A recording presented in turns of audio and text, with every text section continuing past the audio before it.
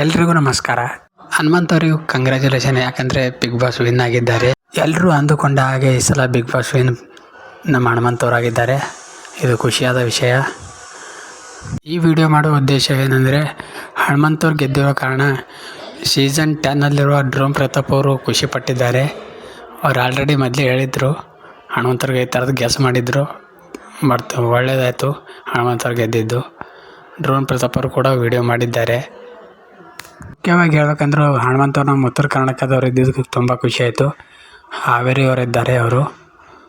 ನಮ್ಮ ಉತ್ತರ ಕರ್ನಾಟಕ ಮಂದಿನೂ ಈಗ ಬೆಳೀಲೇ ಥರ ಆದಷ್ಟು ಹನುಮಂತವ್ರಿಗೆ ಕಂಗ್ರ್ಯಾಚುಲೇಷನ್ ಹೇಳ್ತಾ ಈ ವಿಡಿಯೋ ಇಲ್ಲಿಗೆ ಮುಗಿಸುತ್ತೇನೆ.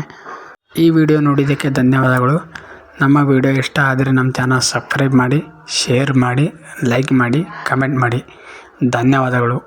ಮತ್ತೆ ಸಿಗೋಣ ಮುಂದಿನ ವಿಡಿಯೋದಲ್ಲಿ. ನಮಸ್ಕಾರ. ಎಲ್ರಿಗೂ ನಮಸ್ಕಾರ.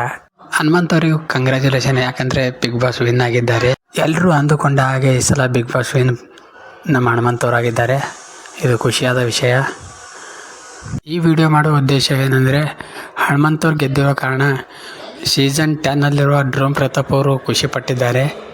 ಅವ್ರು ಆಲ್ರೆಡಿ ಮೊದಲೇ ಹೇಳಿದರು, ಹನುಮಂತವ್ರಿಗೆ ಈ ಥರದ್ದು ಗೆಸ್ ಮಾಡಿದರು. ಬಟ್ ಒಳ್ಳೆಯದಾಯಿತು ಹನುಮಂತವ್ರು ಗೆದ್ದಿದ್ದು. ಡ್ರೋನ್ ಪ್ರತಾಪ್ ಅವರು ಕೂಡ ವಿಡಿಯೋ ಮಾಡಿದ್ದಾರೆ.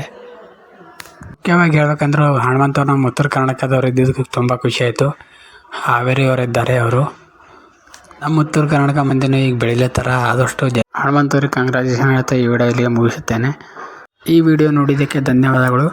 ನಮ್ಮ ವಿಡಿಯೋ ಇಷ್ಟ ಆದರೆ ನಮ್ಮ ಚಾನಲ್ ಸಬ್ಸ್ಕ್ರೈಬ್ ಮಾಡಿ, ಶೇರ್ ಮಾಡಿ, ಲೈಕ್ ಮಾಡಿ, ಕಮೆಂಟ್ ಮಾಡಿ. ಧನ್ಯವಾದಗಳು. ಮತ್ತೆ ಸಿಗೋಣ ಮುಂದಿನ ವಿಡಿಯೋದಲ್ಲಿ. ನಮಸ್ಕಾರ.